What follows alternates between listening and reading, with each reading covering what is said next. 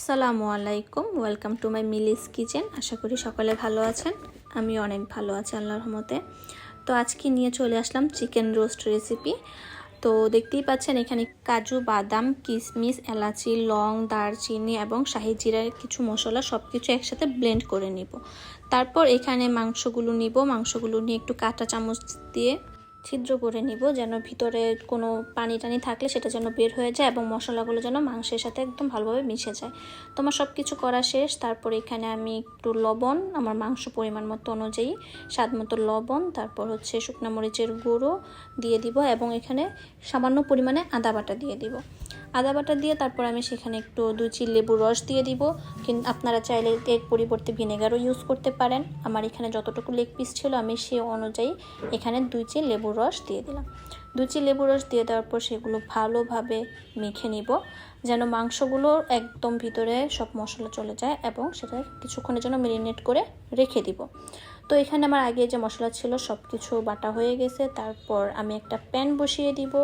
Pan বসিয়ে দিয়ে সেখানে আমি সামান্য পরিমাণে সয়াবিন তেল দিয়ে দিব।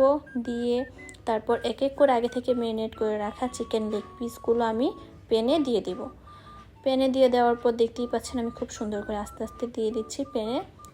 তো এক পাশ হয়ে যাওয়ার পর আমি সেগুলো আবার উল্টে দিব। উল্টে দেওয়ার পর বেশি ভেজে নিব না, জাস্ট নর্মাল একটু ভেজে নিব, তারপর আরেক পাশ ভেজে নেব। এভাবে করে আমার সবগুলোই প্রায় চিকেন লেগ পিস ভাজা হয়ে গেছে অলমোস্ট। তো এখানে সবগুলো আমি ভেজে নিলাম। ভেজে নেওয়ার পর সেখানে আমি তারপর আবার আরেকটা প্যান বসিয়ে দিব। সেই প্যানে কিছু পেঁয়াজ বেরেস্তা করে নেব। তার জন্য আমি কিছু পেঁয়াজ কুচি দিয়ে দিলাম। পেঁয়াজ কুচি দিয়ে সেটা আমি ভালোভাবে ভেজে বেরেস্তা তৈরি করে নিলাম। এই তো দেখতেই পাচ্ছেন পেঁয়াজ বেরেস্তা আমার হয়ে গেছে। তো বেরেস্তাগুলো আমি উঠিয়ে নিব। উঠিয়ে নিয়ে এখানে আবার কিছু আমি পেঁয়াজ কুচি দিয়ে দিব।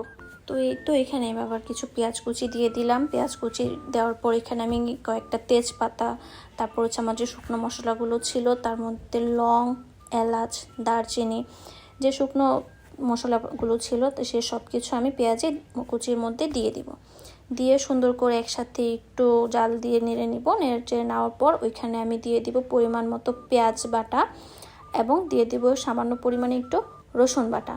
সেটা হচ্ছে আমার চিকেন রোস্ট অনুযায়ী আমার যতটুকু প্রয়োজন আমি দিয়ে দেবো। তো এখানে আমি 1 চামচের মতো দিয়ে দিলাম। দিয়ে দেওয়ার পর সেটা পেঁয়াজের সাথে আবার একটু ভালোভাবে কষিয়ে নিব। কষিয়ে নেওয়ার পর সেখানে আমি এখন অ্যাড করে নেব সামান্য পরিমাণে একটু আদা বাটা।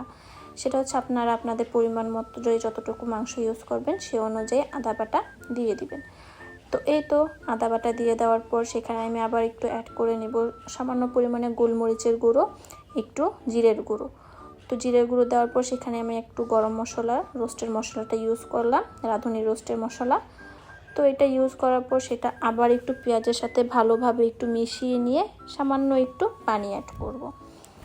তো এই তো দেখতেই পাচ্ছেন এখানে পানি অ্যাড করার পর আমি যে আগে থেকে কাজু, বাদাম, কিশমিশগুলো ছিল সব কিছু ভালোভাবে পেস্ট করে নিয়েছিলাম সেগুলো দিয়ে দিলাম।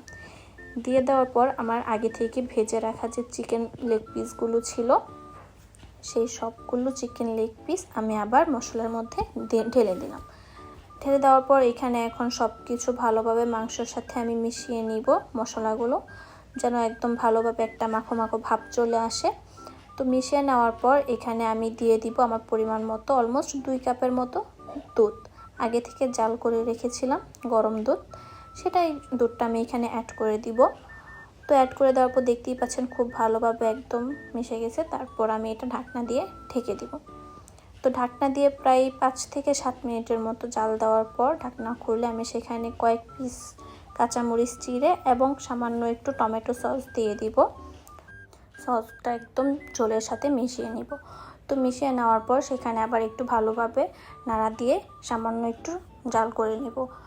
তো জাল করে নেওয়ার পর যখন একটু ক্রিমি ভাব চলে আসবে তখন আমি আমার পরিমাণ মতো সামান্য একটু চিনি অ্যাড করে নেব। চিনি অ্যাড করে নিয়ে চিনিটা ভালোভাবে যেন একদম মিশে যায় সেজন্য একটু জাল করে নেব। জাল করে নেওয়ার পর আমার চিকেন রোস্ট একদম রেডি হয়ে গেছে।